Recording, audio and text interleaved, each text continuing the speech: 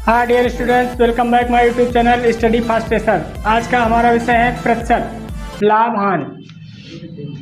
पहला क्वेश्चन, यदि पंखों के मूल्य में 20% की वृद्धि हो जाने से उसकी बिक्री में 40% की कमी आ गई हो, यानी पंखे के मूल्य में 20% वृद्धि कर दी जाती है तो उसके बिक्री में 40% की कमी आ जाती है, तो बिक्री पर क्या प्रभाव पड़ेगा?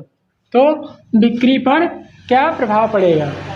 तो जैसा कि हम जानते हैं 20% की वृद्धि 20% की वृद्धि हो रही है और 40% की बिक्री में कमी आ रही है। 40% की कमी आ रही है। 20% यानी 1/5 आएगा और 40 का आ जाएगा 40/100, 2 दूनी 4, 2 पंचे 10, यानी 2/5। इसका आ जाएगा 2/5। तो प्रारंभिक मूल्य कितना है इसका? ये 5 और इधर कितना है? 5 प्रारंभिक मूल्य। और अंतिम मूल्य यानी फाइनल मूल्य, अंतिम मूल्य ये कितना है? 5। प्रारंभिक मूल्य है 5 और अंतिम इसमें वृद्धि हो रही है। कितनी वृद्धि हो रही है? 1 की वृद्धि हो रही है। तो 5 में 1 की वृद्धि हुई, कितना हुआ? 6। और इधर क्या है? 40% में कमी आ रही है, यानी 5 में प्रारंभिक मूल्य इसका 5 और कमी कितनी आ रही? 2 की। तो कितना आया? 3। तो 5 25 और 6 18। प्रारंभिक मूल्य है 25 और अंतिम मूल्य इसका आया 18।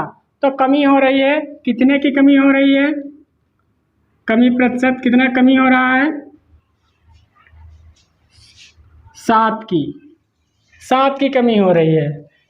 तो किस पर कमी हो रही है? प्रारंभिक मूल्य पर कमी हो रही है, यानी 25 पर हो रही है। तो 25 × 100, 25 सेकंड 25, 25 चक्कू 100, 4 7 28।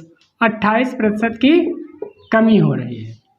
और इसी सवाल को हम दूसरी तरीके से भी लगा सकते हैं, जैसा कि दिया गया है कि वृद्धि कितनी है? 20% की।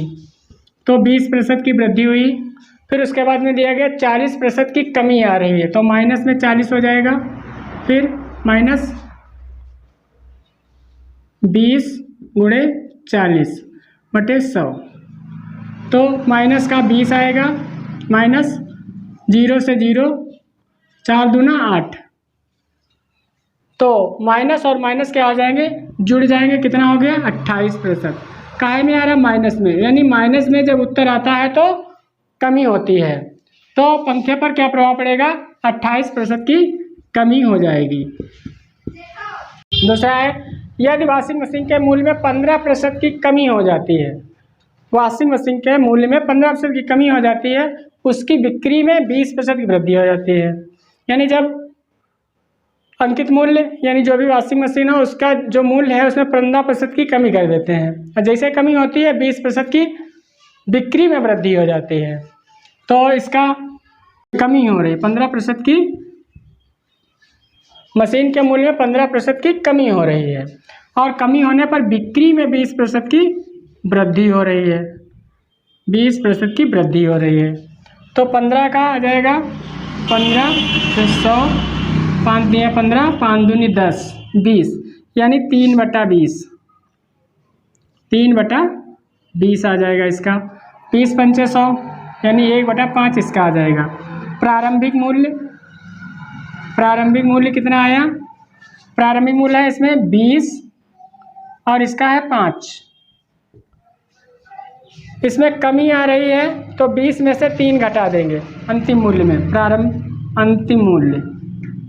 अंतिम मूल्य कितने की कमी हो रही है? प्रारंभिक मूल्य है, इसका प्रारंभिक मूल्य है 20 और कमी कितने की हो रही है? 3। तो कितना आ जाएगा? घटा देंगे इसमें से 17। और ये वृद्धि हो रही है, 20% की वृद्धि हो रही है। इसमें प्रारंभिक मूल्य कितना है? 5। वृद्धि कितने की हो रही है? 1 की। तो कितना आ जाएगा? 6। तो इसको गुणा कर लेंगे, 20 पंचे 100 और ये हो जाएगा 102, 17 छक्का 102। तो अब देखते हैं इनके बीच में कितनी वृद्धि या कमी हुई है। प्रारंभिक मूल्य 100 था और अंतिम मूल्य 102, तो अंतर आया वृद्धि, यानी वृद्धि हुई है। कितने की हुई है? 2 की। कितने पर हुई है? 100 पर। तो 2/100 गुणे 100, 100 कट गया बराबर 2% की वृद्धि हो जाएगी। और इसी सवाल को हम दूसरी तरीके से भी लगा सकते हैं, जैसे कि किसी के मूल्य में 15% की कमी आई, तो 15% की कमी आ गई और बिक्री में 20% की वृद्धि हो जाती है। माइनस 15 गुणे 20/100, 20 में से 15 गया, बचा 5, 0 से 0 कट गया, 2 एकम 2, 2 पंचे 10, 5 एकम 5, 5 तियां 15, कितना आया? 3। 5 में से 3 गया, बचा 2, यानी 2% की वृद्धि हो रही है।